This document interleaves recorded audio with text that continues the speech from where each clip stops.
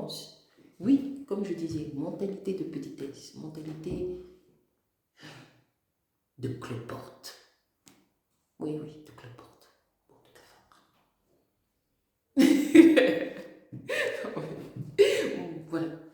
Faible mentalité. Donc, c'est qu'une question de temps. C'est qu'une question de temps avant que l'un monte et que l'autre descende. Et c'est ce qui va se passer. Joseph va monter. Et cette famille-là, stagner dans le monde des esprits, au bout d'un moment, c'est un échec. C'est redescendre. Et cette mentalité qu'elle avait, surtout la femme, ça va faire redescendre toute une maison. Pourquoi? Parce que c'était qu'une question de temps. Si on observe, pourquoi Dieu nous enseigne, c'est aussi une question de temps et une question de saison en termes de connaissance de personnalité. Il faut savoir qu'avec Dieu, il y a des saisons. La saison de Joseph n'était pas encore arrivée. Le moment où il allait briller dans la société n'était pas encore arrivé. Je vous en prie. Il y a des fois, le moment où on va briller n'est pas encore arrivé. Mais voyez que si vous prenez le temps de laisser le Saint-Esprit, de laisser le Seigneur Jésus-Christ, même si vous trouvez que c'est injuste, même si ça vous brûle le cœur, combien de situations injustes peuvent nous brûler le cœur, n'allez pas pour autant plus vite que la musique. N'allez pas pour autant trop vite. Pourquoi? Parce que la vie est une question de timing aussi. Les timings du domaine de l'esprit ne sont jamais les mêmes timings que le monde physique. Dans le monde physique, vous allez avoir l'impression, mais non, moi je vieillis. Dans le monde physique, je n'ai pas encore accompli ce que je devais accomplir. Dans le monde physique, tu as tout le monde qui est en train de te dépasser et d'autres qui te regardent et qui te disent « mais toi alors ?» Dans le monde physique, vous êtes en train de vivre des situations où vous avez l'impression d'être humilié. Et peut-être même c'est humiliant. Dans le monde physique, vous allez vous dire « mais franchement, Dieu m'a oublié. Dieu m'a oublié. » Joseph pouvait dire « non seulement Dieu m'a oublié, mais en plus je me retrouve ici, dans cette prison. Voici la noblesse d'attitude ne paie pas. » Il aurait très bien pu dire ça. Je suis resté intègre et pour mon intégrité, on m'a mis en prison. Ça ne paie pas. Il aurait pu se fâcher contre Dieu. Il aurait pu dire beaucoup de choses contre le Seigneur. Il n'a pas fait ça. Mais à l'inverse, il a continué d'être saint. Il a continué d'être noble. Il a continué de bien agir. Imaginez-vous être à la place de Dieu. Mettez-vous aussi parfois un peu à la place de Dieu. Ou si vous trouvez que vous mettre à la place de Dieu, vraiment c'est un peu trop élevé dans votre mindset, faites ceci. Mettez-vous à la place d'un père. Mettez-vous à la place d'un père qui élève un fils et qui a élevé ce fils et qui a toujours les yeux sur ce fils. Même s'il ne parle pas, il continue de voir ce fils. Imaginez-vous être ce père. Vous voyez que votre fils reste obéissant à vos paroles. Il ne va pas vers cette femme. Il rejette tout accord, non, même s'il en a eu le désir, même au-dessus de ses cheveux, il est resté dans l'intégrité. Vous êtes le père et vous êtes en train de voir ce fils. Vous ne dites rien, vous le regardez simplement. Et quand vous êtes en train de regarder simplement ce garçon, vous êtes en train de dire dans votre cœur, imaginez, qu'est-ce que vous ressentirez? De la fierté, je pense. Imaginez être Dieu et voir son fils ne pas du tout commettre ce genre d'impair. De la fierté.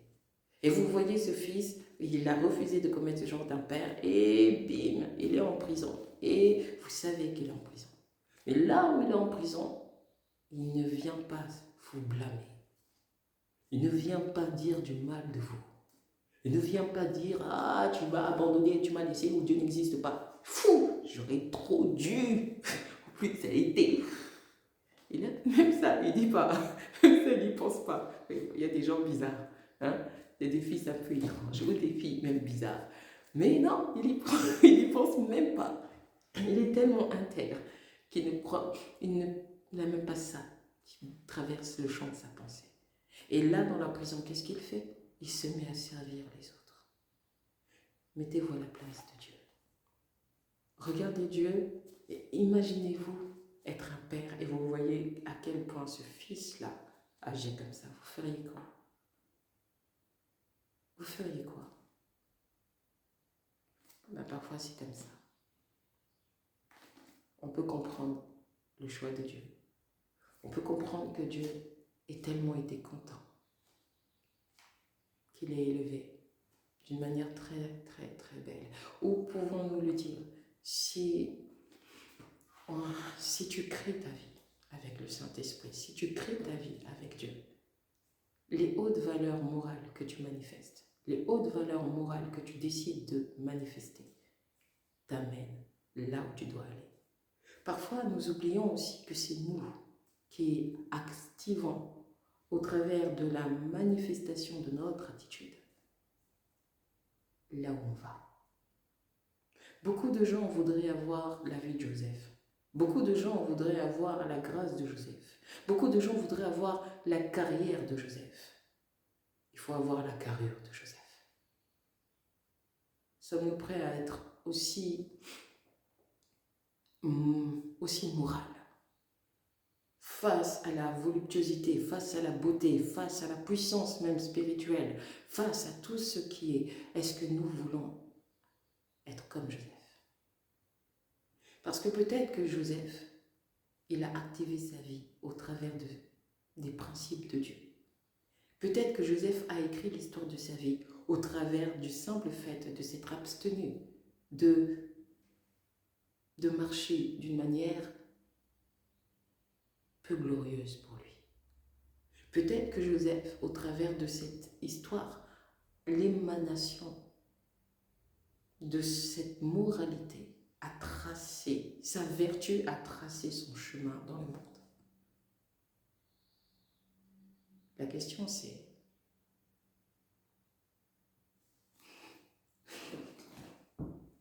excusez-moi, la question c'est, voulez-vous la même trajectoire de destinée que Joseph? Puisque le sujet que nous abordons sur les 3 thèmes, là, c'est la destinée. Donc on reçoit beaucoup de révélations. La première, c'est la destinée secrète. C'est bien en français, j'aime bien les jeux de mots. Vous voyez, la destinée secrète, et en même temps, quand tu l'exprimes, tu entends secret. La destinée. Et Joseph, c'est vraiment la vie de celui qui a eu une révélation et qui aurait dû le garder secret. Et le fait de ne pas l'avoir gardé secret a exposé sa vie à des, écoutez bien, à des Potiphères, à des Hérode. Ça, ce sont des choses que l'on pourra aborder un jour. Peut-être pas aujourd'hui, mais un jour on abordera ça. Vous comprendrez beaucoup de révélations sur les bouches fermées. Bon, ça fait partie de la destinée. On pourra en avoir sur un autre poste. Je vous remercie beaucoup de m'avoir écouté. Je vous remercie d'avoir pris le temps d'être sur ma chaîne YouTube. Je vous souhaite de passer une très bonne semaine et plus.